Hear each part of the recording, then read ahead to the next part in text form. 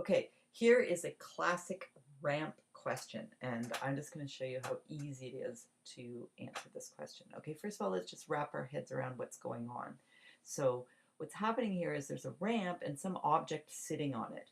Now we've been tilting this ramp higher and higher and higher, and then we found, oops, the object just started sliding down. So we just backed off a bit, and this is the highest angle we can get where the object just sits there and doesn't slide. So that means what's stopping it from sliding down is the stickiness, sort of the friction between these surfaces. So we're getting the maximum sort of frictional force that we can. If we tilt it any higher, that frictional force will not be enough and the gravity will head down. So it's saying if the highest we can get this is 30 degrees, then what is the coefficient of friction? What is the mu between the two surfaces? So we want to know what the mu between these surfaces is. Okay, makes sense that these should be related because if this were stickier, we could probably lift this higher and it wouldn't slide.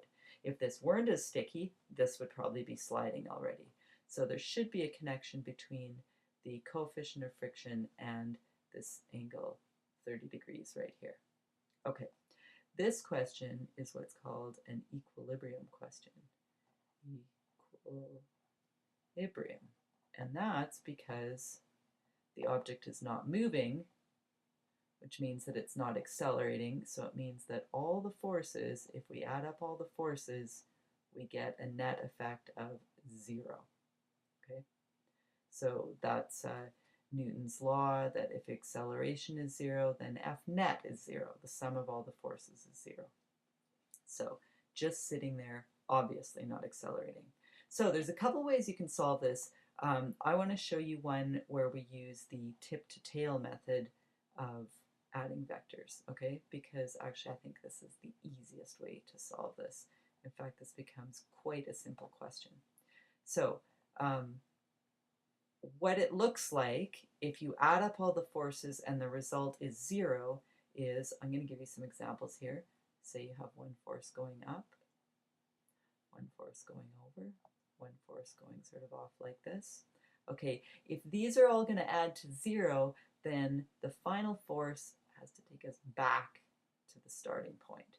So as long as this is sort of a closed kind of object here, then that means that these forces have all canceled each other out and the net effect is 0. If just two forces are involved, say one up, then the other has to be directly down and equal in size. So we've gone up and down, we're back where we started. So a sort of closed loop here.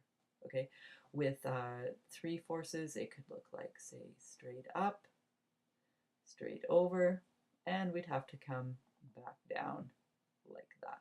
Okay, so these are all examples of adding vectors using the tip to tail method and getting a result that when we add them all together, there's no net force. The net force is 0. Okay, so let's just move this out of our way so we can apply this concept to our actual question right here. Okay, so before we can add forces, we have to know what forces are acting. Okay, we are on Earth, so we're definitely going to have gravity. Now, no matter what weird angle anything else is going at, gravity always points straight down. So there's the force of gravity pointing straight down.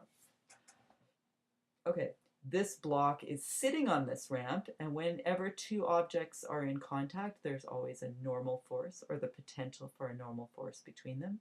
So, and that force acts perpendicularly to the two surfaces, so straight up from the ramp.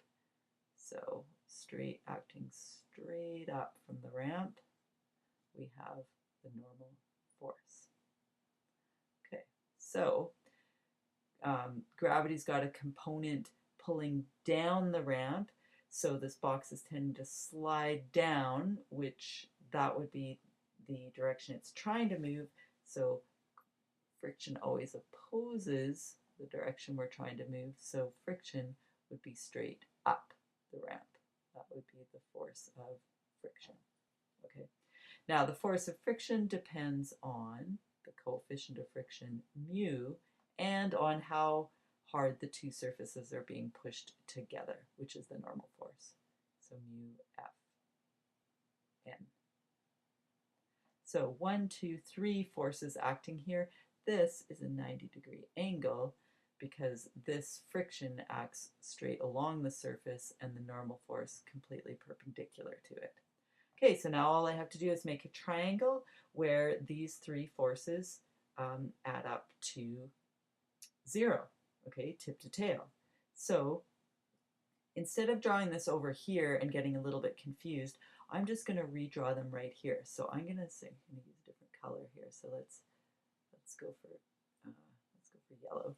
Okay, so I'm going to start with this one. This is going to be vector number 1. I'm just tracing over the force of gravity. It's acting straight down.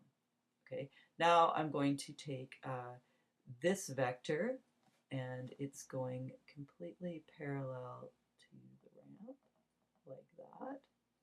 Oops, maybe made it a little bit too long there. Okay, so it's going completely parallel to the ramp. That is FF. Okay, and the reason why I said it was going too long is because my last force I have to balance all this out is Fn, and it acts, I can see where it acts right along this line here. So there's my Fn going straight up there. So I just took this force, moved it over here, adjusted its length so that this force could go right at the end there. So this is Fn, and this is Fg, and this is Ff. Okay, so I know that this is a right angle because I know these two forces act at a right angle. So what I need is information about one of these other angles in this triangle. So what I do to get this information is I take this vertical line here and I extend it down, and I notice, hey, a straight down line will meet this line at 90 degrees. This is 30, so this must be 60. So right here, this must be 60 degrees, which means that this angle directly across must be 60 degrees. And then there's a tiny little triangle right here that has a right angle here. And if this is 60, then this angle right here must be 30. Okay, let's just blow that pink triangle up. That's straight up and down. That's along the ramp. That's like that. So we figured out that this one here was 60. This is 90. So this top one must be 30. Okay, and then this little pink triangle is similar with our yellow triangle. So now we can just go over here and redraw our yellow triangle. We have gravity straight down, friction acting straight up the ramp, normal force perpendicular to the ramp. Let's just label those Fn, Ff, and we figured out that not only is this 90, but this right here is 30. Okay, and we've drawn our forces so that they add up to 0. Okay, closed loop. Excellent. So now, not only is this, a nice triangle showing that all the forces add to 0, but it's a right angle triangle, so we can use all our SOHCAHTOA. So this is Fn. Ff is equal to mu Fn, and mu is the thing that we were asked to find information about. So let's use this side and this side, which from this angle, and this is so the angle that we know here, from this angle's point of view, this is opposite and this is adjacent. So we can say that the tan